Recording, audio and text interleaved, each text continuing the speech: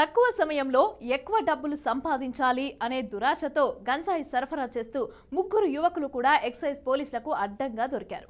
రంగారెడ్డి జిల్లా శంషాబాద్ ఎక్సైజ్ పోలీసులు విశ్వసనీయ సమాచారంతో గగన్ పహాడ్ వద్ద వాహన తనిఖీలు నిర్వహిస్తూ ఉండగా బైక్ పైన గంజాయి సరఫరా చేస్తున్న ఉత్తరప్రదేశ్కి చెందిన అజయ్ పటేల్ను అరెస్టు చేశారు.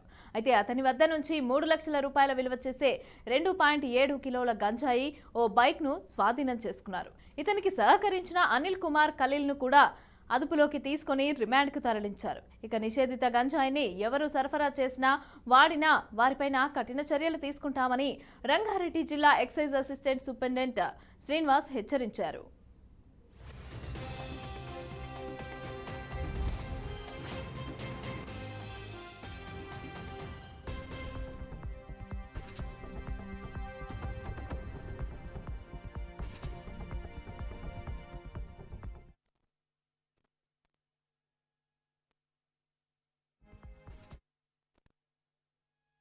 కిలో గంజాయి ప్యాకెట్లు 2 ఎండు గంజాయి, అదేవిధంగా 86 శాచెట్లు, అవి దాదాపు 700 గ్రాములు, అంటే మొత్తం 2 కిలోల 700 గ్రాముల గంజాయి ఆ బ్యాగులో లభ్యమైంది.